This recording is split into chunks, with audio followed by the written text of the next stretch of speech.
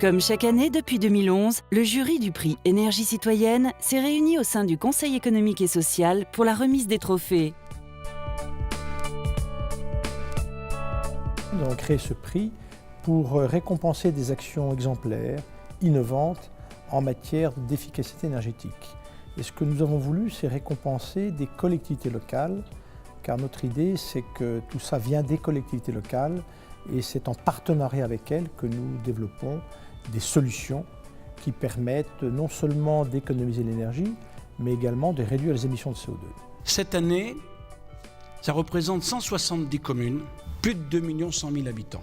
Et en 4 ans, notre prix représente 1500 communes, 250 dossiers et presque 5 millions d'habitants. Un prix, 3 catégories, petite ville, ville moyenne et grande agglomération. Catherine Ricou et l'ensemble du jury ont tenu à souligner la qualité et la richesse des dossiers. Ils ont décidé de remettre un diplôme aux 33 communes lauréates pour récompenser la qualité de leur travail et les inciter ainsi à poursuivre leurs efforts. Le premier sujet que vous mettez en avant, c'est notamment la sensibilisation de vos habitants sur vos territoires et que finalement, la transition énergétique passera forcément par la conscientisation des populations. Et vous parlez de plus en plus de filières locales pour aller vers des territoires à énergie positive, donc les TEPOS, terme qui revient souvent effectivement dans le cadre de la feuille de route sur la transition énergétique, mais que vous construisez fortement à l'échelle de vos territoires.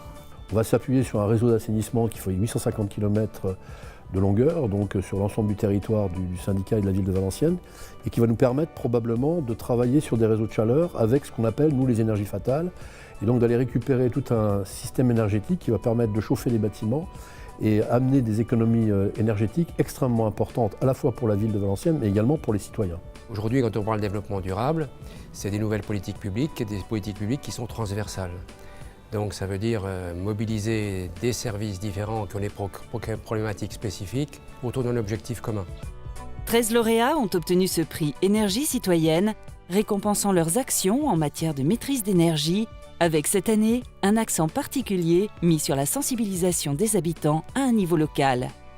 On passe d'un système où l'énergie était produite loin par des systèmes complexes à un système qui va devenir local, où l'énergie sera collectée et dans lequel les citoyens auront non seulement un rôle de consommateur-payeur, mais aussi un rôle d'acteur responsable. Le prix des énergies citoyennes est un outil absolument formidable pour nous, puisque j'ai eu le plaisir de regarder qu'il y avait 33 nominés, et ça veut dire que quand on regarde, ça va être une capacité pour nous d'aller faire entre guillemets notre marché. C'est-à-dire il y a certainement des villes qui sont très en avance, et sur lesquelles il y a des choses qui vont forcément nous intéresser et qu'on va aller visiter pour leur demander voilà, où vous en êtes, pour qu'on duplique en fin de compte à Valenciennes ce qui a été fait en termes de bonnes pratiques.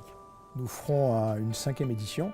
Nous avons d'ailleurs choisi un nouveau président et nous sommes convaincus qu'il y aura encore plus de participants, car le domaine de l'efficacité énergétique bouge beaucoup et vous savez qu'actuellement il y a de grands débats en matière de transition énergétique et que je pense que ce sera d'ailleurs un grand accélérateur à toute cette démarche.